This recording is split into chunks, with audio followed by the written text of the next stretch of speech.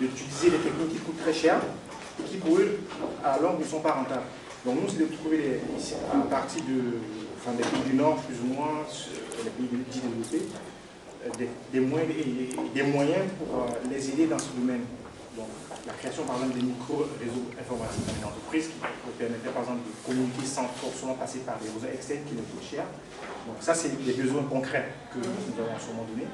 Et pour nous, EFRAD, c'est quoi? C'est une vitrine. EFRAD, pour nous, c'est une vitrine un peu pour toucher les scientifiques et pour toucher ceux qui sont dans cette philosophie de l'apport des nouvelles technologies vers l'Afrique. Et nous aussi, puisque, étant donné que nous sommes en contact permanent avec plus ou moins des investisseurs qui ont plus ou moins des moyens, qui ne savent pas forcément comment les orienter. Donc cet échange avec EFRAD nous permettra d'être un pont entre ces investisseurs et ces populations qui... voilà. Donc EFRAD, pour nous, c'était une grosse opportunité. On s'est dit qu'il fallait y être pour la première fois. Puis voilà, quoi. Donc j'avoue, je suis déjà très flatté d'être là et très content d'avoir été invité. Et aussi très content de la hauteur des débats. D'accord. Merci. Très bien. Je crois que là déjà, on a des apports financiers. Moi, j'ai entendu l'apport, donc c'est bien, c'est noté. Le prochain.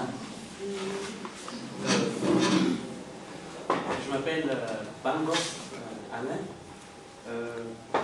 À la base, j'ai une formation de journaliste spécialisée dans les arts, culture et communication.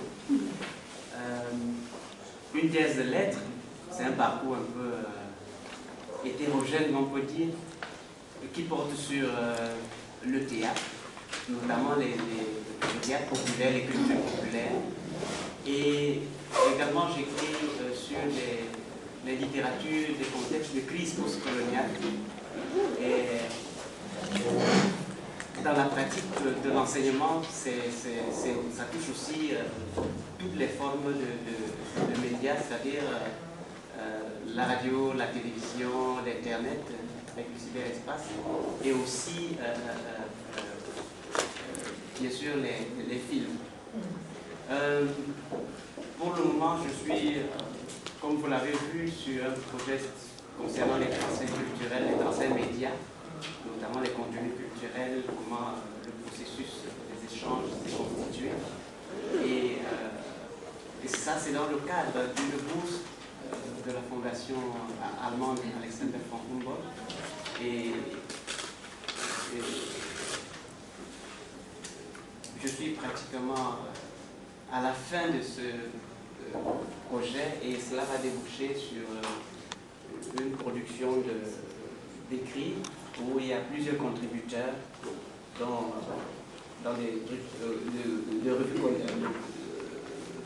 des revues scientifiques, de publication collective.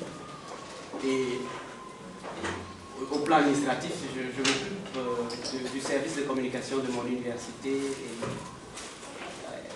et attaché en même temps comme enseignant, je suis à la faculté de lettres et sciences humaines de l'université de Champs notamment. Donc les besoins en communication. Les besoins en communication, oui. D'accord. Oui, madame. Bonjour, c'est Madame Touré Fatmata Bindixila. Je suis enseignant-chercheur à l'Université de Bamako, au département des lettres. Je suis également la responsable des études de la filière métier du livre, des archives et de la documentation. Donc, je m'intéresse beaucoup à l'appropriation des livres au niveau des universités africaines, en particulier à l'Université de Bamako. Comme je suis professeur de lettres, je suis également intéressée par tout ce qui est relatif à des recherches en littérature, en français et en philologie. J'ai eu un doctorat en lettres classiques et également l'enseignement du français et l'éthique, quoi. Je suis en train de chercher mon corps. D'accord. Donc encore des besoins assez bien clairement définis. Oui. Bon, voilà, me revoilà. Oui.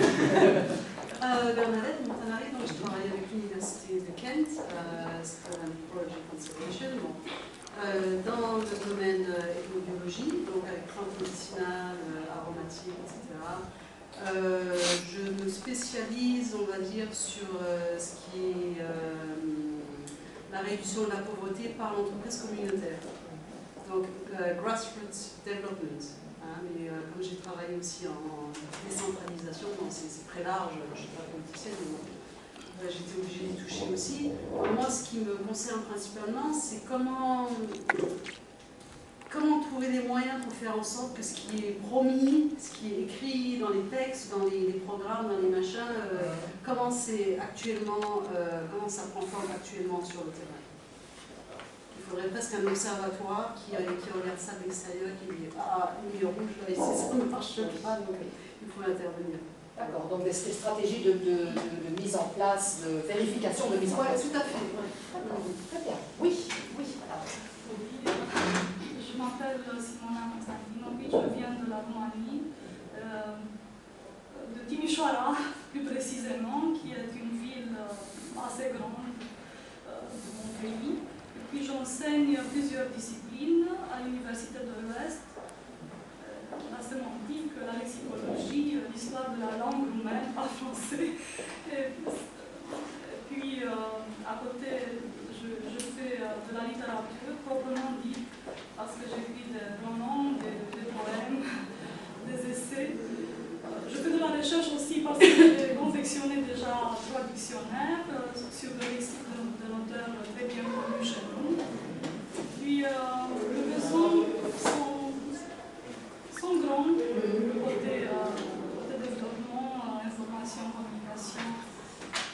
On peut parler beaucoup de ça parce qu'il y a des manques visibles. D'accord.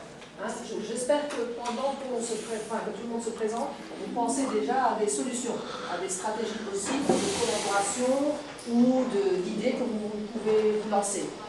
Monsieur. Oui, eh bien moi je ne suis pas scientifique, je suis consultant, je suis Dominique Hugo, et je suis ici pour chercher des chercheurs référents pour des laboratoires de recherche et de développement dans le bassin méditerranéen. Alors je collabore avec un cabinet qui est le cabinet Guyot, effectivement c'est pour ça.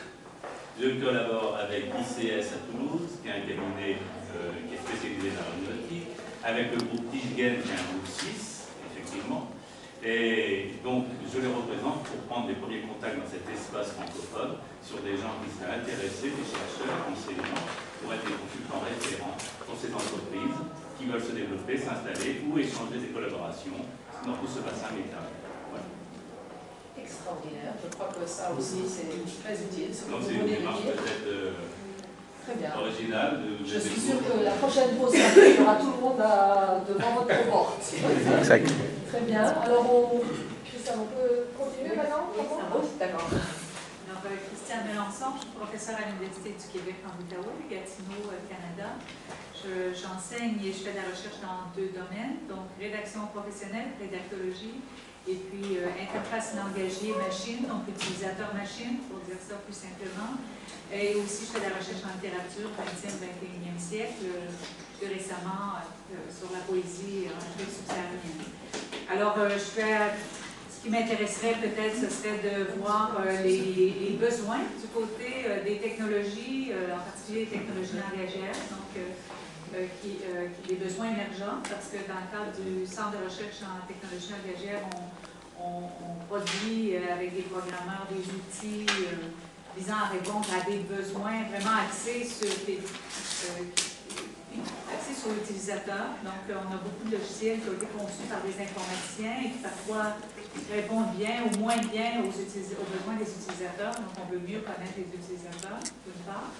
Et puis, en littérature, des collaborations habituelles autour de projets